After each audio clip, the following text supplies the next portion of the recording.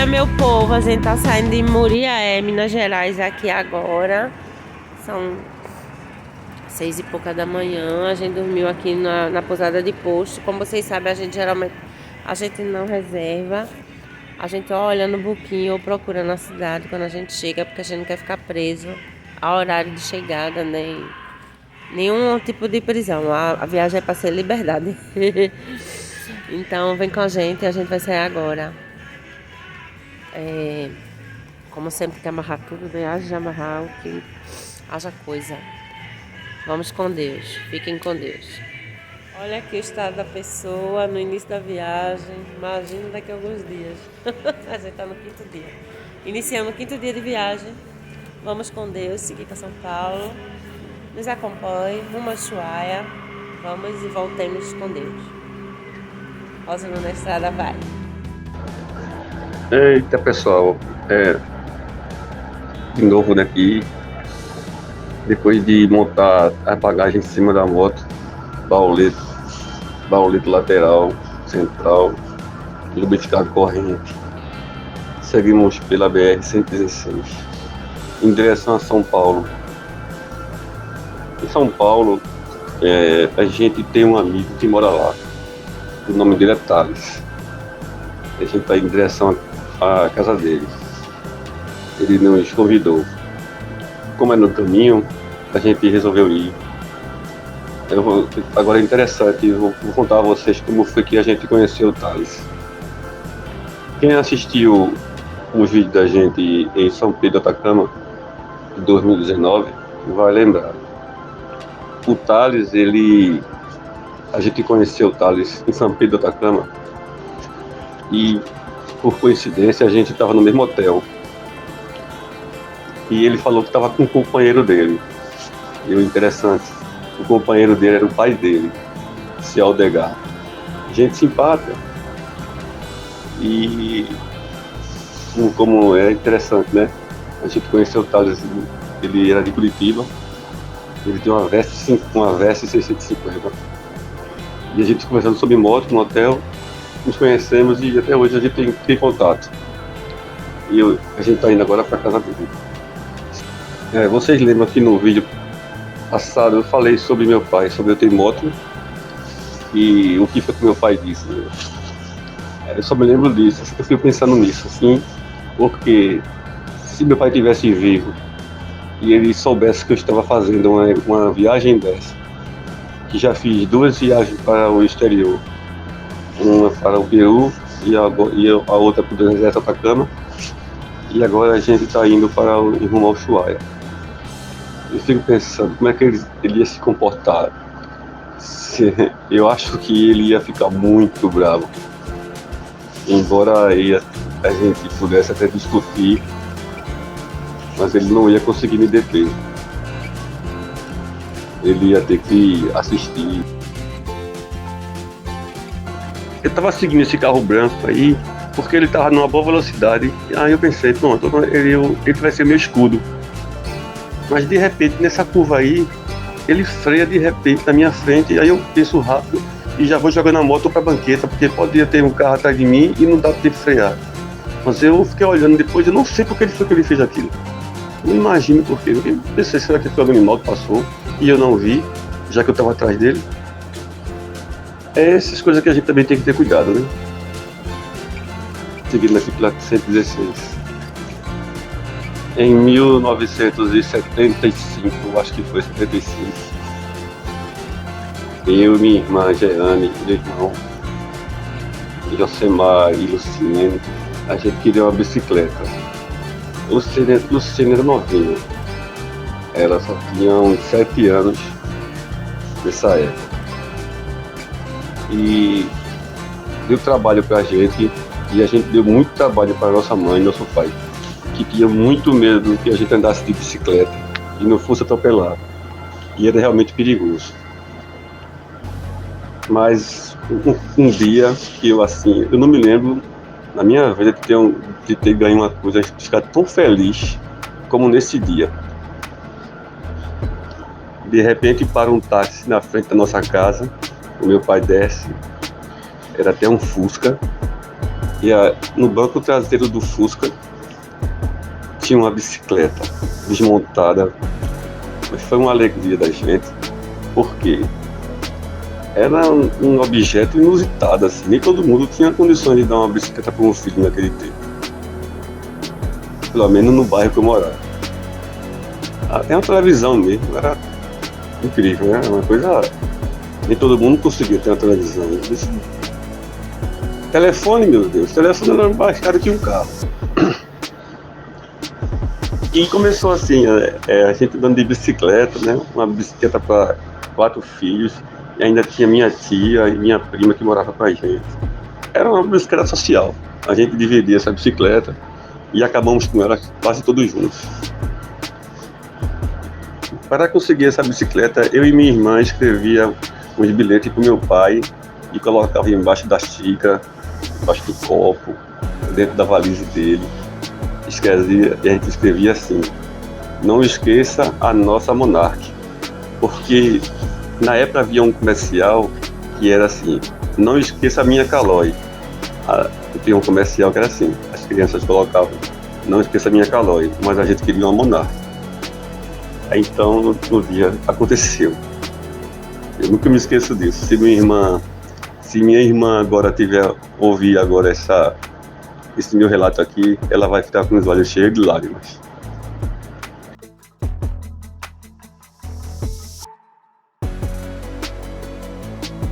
Meu povo, bom dia. A gente saiu de Muriaé há um pouco mais de 1 hora, já andamos mais de 130 quilômetros e a gente chegou aqui na divisa de Minas Gerais ao Rio de Janeiro. A gente vai entrar e vai sair para São Paulo de novo. A gente sai e vem com a gente.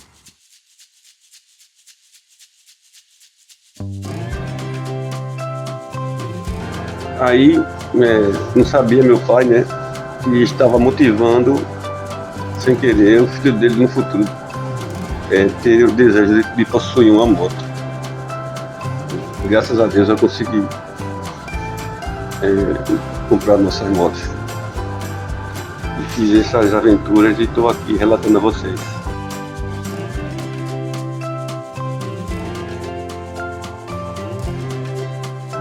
Igor, eu e Rosana aqui na BR-116, uma estrada que a gente nunca passou. Como sempre, né, no Brasil, a área é linda, essa região é muito linda. Tem rios, muitas cidades, algumas brejeiras. A gente passou por uma que a BR, eu acho que nesse local é proibido calçar, botar asfalto, é paralelepípedo. Eu achei isso legal. E as cidades são muito bonitinhas, com os casarios preservados, bem pintadozinho. Muito bacana, né? Um pouco de volta, né, ao antigo interior, às cidades antigas. Então, dá uma certa paz. Olha aí, meu povo, aqui ó, um local para motoclube, já é o posto da divisa aqui de Minas Gerais e Rio de Janeiro. Coloquei aqui do Gaviões do Bituri e de Rosilândia também, posto da divisa.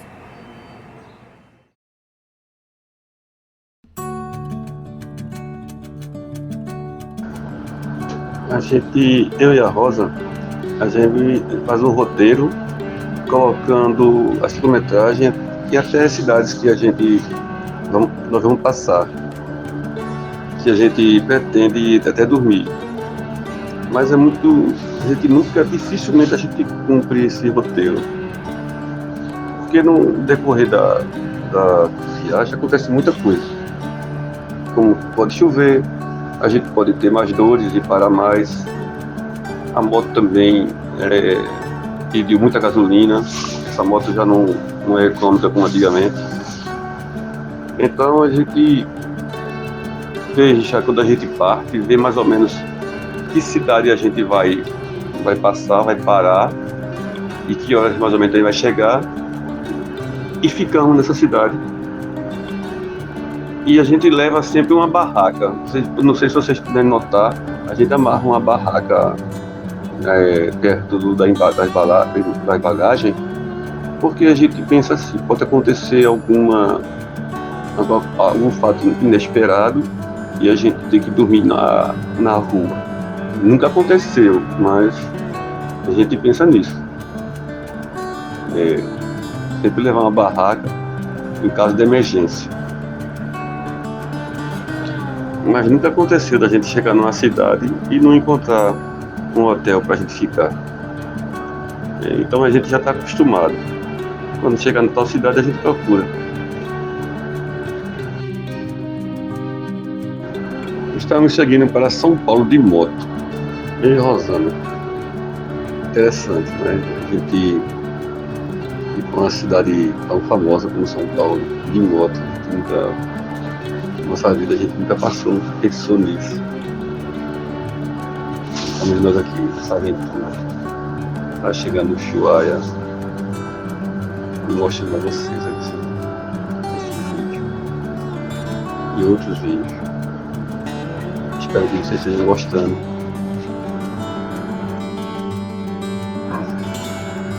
Vocês podem estar achando estranho, né? Depois de dezenas de vídeos que a Rosa fez, eu acho que já passou do 100. Não tem vídeo com meus comentários. Eu posso dizer a vocês, eu não gosto muito de falar não. Muita gente não sabe porque não me conhece, só me conhece depois de adulto, depois de certa idade. Mas antigamente eu tinha um problema com minha voz. Ainda tenho, mas eu corrigi muito. Eu falava muito ligeiro. Falava ligeiro demais, as pessoas até pediam para eu repetir e falar mais devagar. Isso era pior. Eu ficava gaguejando e não conseguia, era um bloqueio dentro de mim. A minha mãe me fala que eu não tinha esse problema quando eu era garoto. Eu tive esse problema depois que meu irmão caiu na fogueira. Ela disse que o susto foi tão grande que afetou alguma coisa em mim. Meu irmão caiu na fogueira no ano de 74, acho, 73, quase morto. A gente brincando na fogueira, ele escapuliu e caiu dentro. Foi muito sofrimento para ele e muito sofrimento para a família. A possibilidade de perder meu irmão. Eu só tinha 8 anos.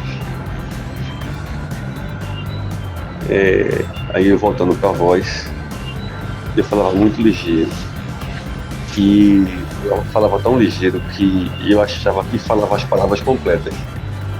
Aí eu fui gravar a minha voz num gravador comum, eu falando, e eu vi que eu falava muito ligeiro mesmo, que eu mesmo não entendia, voltava para repetir, para entender. Aí eu li numa revista, ou foi num livro, não me lembro mais, como uma pessoa exercitar a voz para tentar falar normal, falar com uma pessoa, como todo mundo, para todo mundo entender. A técnica era o seguinte: você colocar alguma coisa, algum objeto na sua boca que impedisse o movimento da língua e da boca abrindo e fechando. Não impedisse completamente, mas dificultasse. E você lê em voz alta. E eu fiz muito isso. Eu ia trabalhar e era numa fábrica, era muito barulho. Então nos momentos de intervalos, eu encostava lá num canto e fazia isso. Eu peguei um pedaço de uma escova de dente que encaixei entre os meus dentes e ficava lendo em voz alta livro de história e geografia, que nesse tempo eu ia fazer o concurso do vestibular para a Universidade Rural de Pernambuco. Eu queria me formar para ser professor de história. E passei meses fazendo isso. No intervalo eu pegava o livro e os livros eu começava a ler em voz alta que eu mesmo não estava escutando, que as máquinas faziam muito barulho. Quem já trabalhou em fábrica sabe como é, principalmente metalúrgica, era metalurgia. Tinha prensa, tinha latas, chapa de aço, empilhadeira, máquina de colocar plástico, várias máquinas fazendo barulho. E com o tempo, depois eu passei no vestibular e me esqueci de continuar fazendo isso. Até que um dia eu conversando com uma pessoa e aí eu falei que eu falava muito ligeiro, e a pessoa disse, não, você está falando normal, eu estou entendendo tudo que você está falando. Aí eu me lembrei, poxa, foi mesmo, o treinamento deu certo. Eu já falei isso para algumas pessoas que eu percebi que falam muito rápido, mas elas não acreditaram muito e continuam falando rápido. Mas é assim mesmo, né? É interessante, né? Então, se alguém aí que você conhece que tem essa característica de falar muito rápido que ninguém entenda, tenta ajudar. Porque eu tive muita dificuldade de aprender a falar devagar, principalmente quando meu pai brigava comigo. Porque eu falava, ele não entendia. E quanto mais ele xingava e mandava eu falar devagar, era pior. Então eu já estava até evitando falar com ele nos últimos dias que a gente teve contato, porque eu tinha vergonha, tinha medo que ele viesse me repreender. Foi muito ruim essa fase. Foram fases difíceis.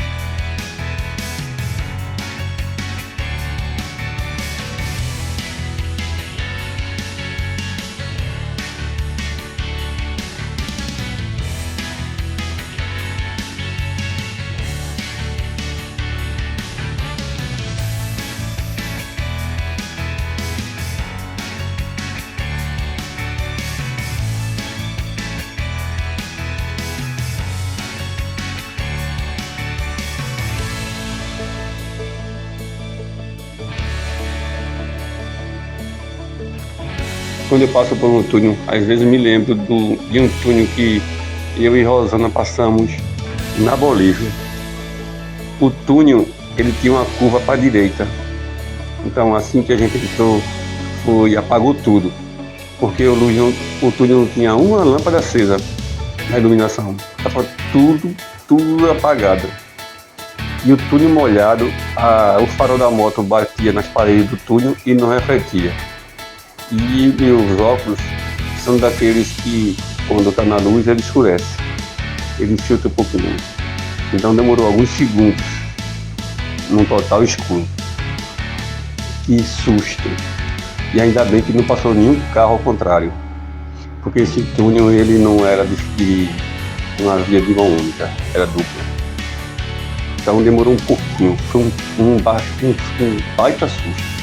Mas depois que a moto, um outro pouco tempo, foi aparecendo uma pintura desgastada amarela nas paredes do túnel. Aquelas tintas luminosas, né, luminosas que já estavam muito desgastadas. E quando eu fiz a curva para a direita, eu vi a luz. Que susto! Ainda bem que não aconteceu nada. Passando por esses túneis, a gente fica imaginando a construção, né? Os estudos que foram feitos na rocha e a construção desses túneis. É muito interessante. É um trabalho de engenharia com geologia também, porque eles analisam, eles fazem perfuração com brocas e analisam a disposição das rochas para ver se elas necessitam camadas. Se Se for uma grande parede, um grande granito, como imagine a rocha aqui é o Pão de Açúcar, aí não precisa tanto ver essa parte não. É porque é uma rocha sólida, única, então ela não vai, possivelmente ela não vai desabar, porque ela é muito forte. Mas tem rochas, a maioria, grande parte, ela só fica em camadas. E as camadas ficam dispostas uma à outra. Então a perfuração tem que ser mais ou menos ortogonal, não acompanhando a linha de corte das rochas, que separam as rochas, senão ele pode desabar. Tem que ser perpendicular, mais ou menos perpendicular, e cortando rocha a rocha.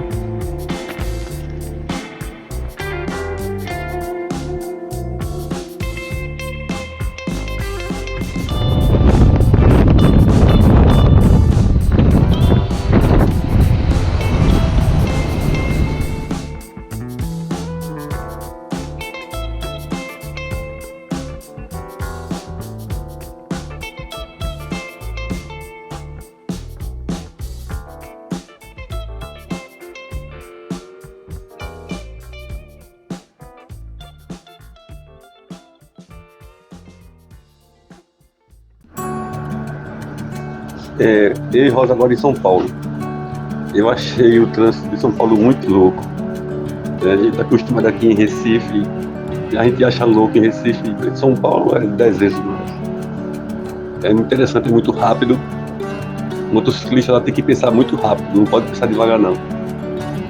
Pensar muito rápido mesmo, porque eles passam pelos corredores, os paulistas passam valendo mesmo. Eu achei isso aí perigoso. E eles são muito audaciosos. Mas pilotam bem, pilotam muito bem. Muito bem, mas é uma coragem excessiva ali. Vamos lá, gente. São Paulo, estamos nós. Rosilu. Uma surpresa que eu tive em São Paulo foi o seguinte. A gente estava na avenida, uma avenida muito larga, muito movimentada, e de repente eu vejo uma placa. Nessa avenida, nessa parte central, não pode ter moto. Aí eu saía. Daqui a pouco eu tinha que voltar, porque o local que eu iria, que eu estava indo, era por ali. Aí pensei que eu vou levar uma multa desse jeito. Não sei se tem autuação ou se é um conselho. Eu achei isso meio assim, sem ponto específico, sem ser específico demais. Não sinaliza muito bem isso não.